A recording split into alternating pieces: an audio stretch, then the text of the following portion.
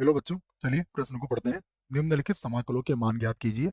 हमें एक समाकल दिया है जिसकी सीमा 1 से 2 है, 1/x 1 प्लस एक्स की घात 4 dx, और हमें इसका मान ज्ञात करना है। प्रश्न को हल करेंगे उसके पहले हम मुख्य अवधारणा लिखेंगे। तो लिख लेते हैं प्रश्न के लिए मुख्य अवधारणा। मुख्य अवधारणा में हम प्रश्न को किस प्रकार हल करेंगे इस बात पे चर्चा करेंगे, या फिर प्रश्न से संबंधित यदि सूत्र होगा तो उसे लिखेंगे। यहाँ पर हम आंशिक भिन्न को से संबंधित सूत्र लिखने वाले हैं कि परिमेय फलन को किस प्रकार उनका समाकलन किया जाता है। यदि हमें परिमेय फलन इस प्रकार से दिया जाए, पी एक्स प्लस क्यू, और बटे में है एक्स माइनस ए और एक्स माइनस बी, तो इसको हल करने के लिए हम मान लेते हैं ए बटा एक्स माइनस ए और प्लस बी बटा एक्स माइनस बी। इस प्रकार से इसको मान के हल किया जा सकता है। आइए अब हमारे प्रश्न को हल करते हैं। इसको मैं आई के बराबर मान लेता हूं कि माना हमारा जो प्रश्न है वो आई के बराबर है। तो ये हो गया 1 से 2 डी एक्स बटा एक्स, और ये हो गया 1 प्लस एक्स की घात 4। एक्स की घात 4 को पुनः लिख लेते हैं। अब यहाँ पर देखिए एक्स की घात 4 है, तो इससे एक कम घात हमें यहाँ पर चाहिए इस कोष्टक के बाहर। तो ये नहीं चाहिए बच्चों, इसकी जो एक्स की घात 4 है तो एक्स की घात 3 से हम ऊपर नीचे गुणा करते हैं ना। इस प्रकार के प्रश्नों में याद रखें आप, जो भी घात होती है उससे एक कम करके अंश और हर में उसका गुणा कर लेते हैं। ऐसा क्यों करते हैं अभी ये बात भी आपके समझ में आ जाएगी। तो ये लिखा मैंने 1 से 2, उसके बाद एक्स की घात 3 और बटा यहाँ पर आ जाएगा एक्स की घात 4, और ये हो जाएगा 1 प्लस एक्स की घात 4। ठीक है, देखो दोनों ही जगह एक्स की घात 4 आ गई है हमारी। इससे यही हमें फायदा होगा। तो इस प्रकार के सवालों में ये बात आप याद रख सकते हैं। इसे बना देते हैं अब समीकरण 1, और अब यहाँ पर हम प्रतिस्थापन करेंगे। मैं मान लेता हूँ, माना माना एक्स की घात 4 बराबर मैंने टी मान लिया। इसका अवकलन करेंगे तो ये हो जाएगा 4 एक्स की घात 3, और यहाँ हो जाएगा डी टी बटा डी एक्स।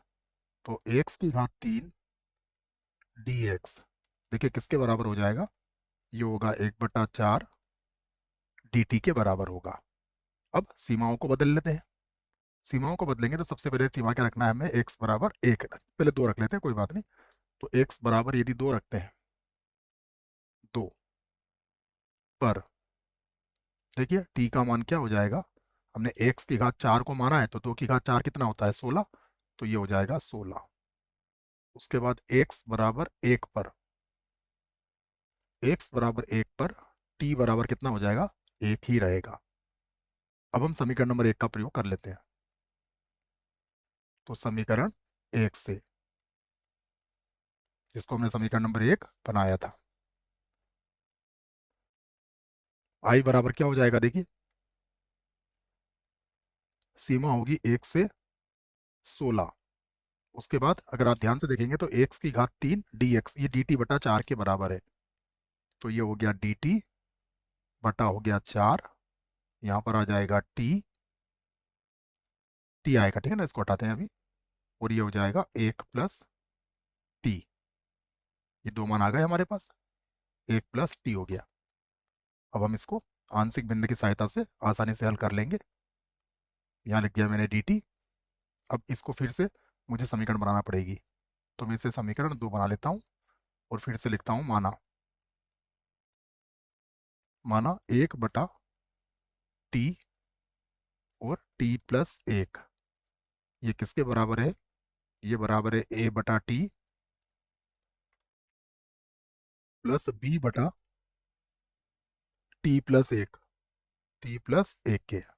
अब हम इसका लघुत्तम ले लेते हैं, तो लघुत्तम से लघुत्तम तो कट जाएगा, तो ये हो जाएगा 1, यहाँ पर आ जाएगा 1 बराबर a के साथ आ जाएगा t+1, और b के साथ में आ जाएगा t।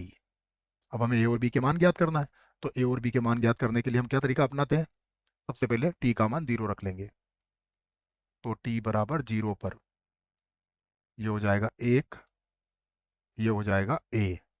0 + 1 तो a का मान कितना आ गया, यहाँ से a बराबर तो 1 मिल गया हमें।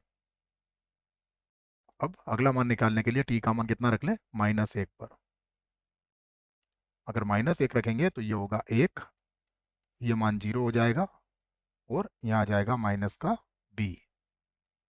तो यहाँ पर देखिए p का मान कितना आ गया, -1। ठीक है, तो ये और b के मान आ गए हमारे पास।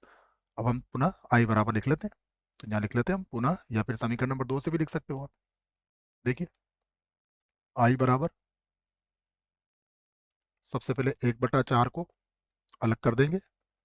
सीमा हमारे पास कितनी है, 1 से 16 तक। इसको लिख दिया हमने a/t और प्लस ये हो गया b/t+1 और यहाँ पर हो गया dt। ठीक है ना, यही था हमारे पास, 4 को मैंने अलग कर ही दिया है। अब हम इसको समाकलन कर देते हैं।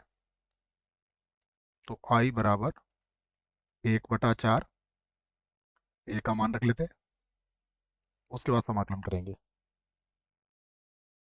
a का मान 1 है, तो ये हो जाएगा 1/t -1/t+1। ठीक है, और ये हो गया dt। दोनों के समाकलन कर देते हैं। i बराबर 1/4, समाकलन हो जाएगा इसका log t minus log t+1। ये दोनों के समाकलन हो जाएंगे। ठीक है, धनात्मक मान ही लेना है। सीमा हमारे पास 1 से कितनी है, 16 है, तो log m minus log n लगा सकते हैं यहाँ पर। तो i बराबर 1/4, यहाँ पर हो जाएगा log t/t+1 और सीमा क्या है इसकी, 1 से 16 तक है। रख लेते हैं अब मान। फिर से लिखूंगा i बराबर 1/4, सबसे पहले log है ना, log के सभी के आधार क्या है, e है, तो ये रखेंगे 16/17, ये हो जाएगा 16, नीचे आ जाएगा 17 और माइनस फिर log, अब 1 रखेंगे तो 1/2, 1/2 हो जाएगा ना, log m minus log n फिर से लगा सकते हैं। तो ये होगा i बराबर